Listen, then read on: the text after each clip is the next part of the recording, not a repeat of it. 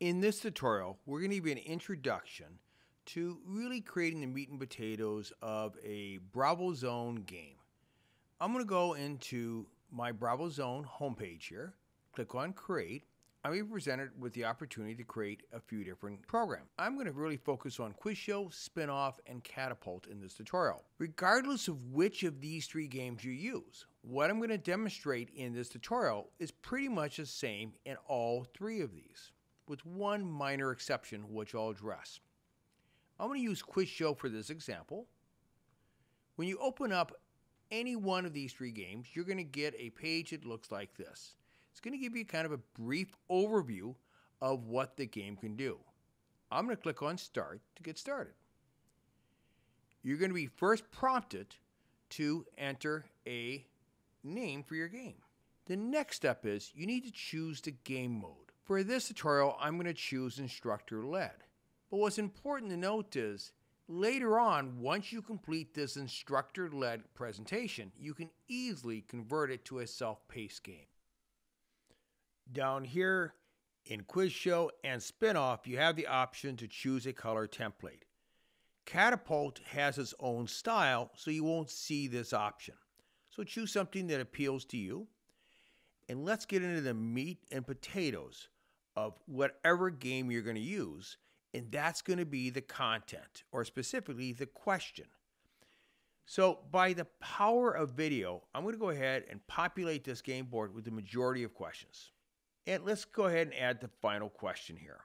You'll notice in the question builder, it's very intuitive. You have a few different formats you can use for your question. Multiple choice, true, false, select all that apply, and poll. All is self-explanatory. In multiple choice, you can have anywhere from 2 to 5 answers. I'm going to enter a question here. Answers are in. Choose the correct answer. I can stop right here. I've got a question and an answer. Great opportunity here to really set up a question and add additional teaching points by using preview and summary slides. You have the ability to add media, which can include images, text, video, audio, URL links to a web page, YouTube videos, and images you've already uploaded to the cloud.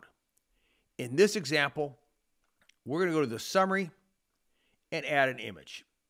This is on my computer.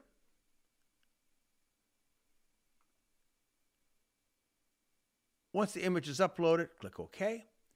And then I can preview how this is going to look. This is an image in itself, but I certainly could add text as well that will appear with it. Under the settings, I want to give you just a few choices you have as you set up your questions. But if you want to really control the game, you can certainly set a timer. You can change the amount of duration of the time. You can also set it to reduce points earned as timer decreases. This is a great way to reduce ties within your game. I'm going to turn this off. By default, what is on is show response percentages for each answer. What this is once everybody has answered a question, it will reveal how they responded. This last option is turned off by default. Show percentages live as each participant submits their answer. Turned off primarily because it kind of gives away the answer because it gives people a clue of what the most popular vote is. But there is a place for it. I'm going to go ahead and click Save. Before we leave here, I just want to show you just some other options to give you some ideas.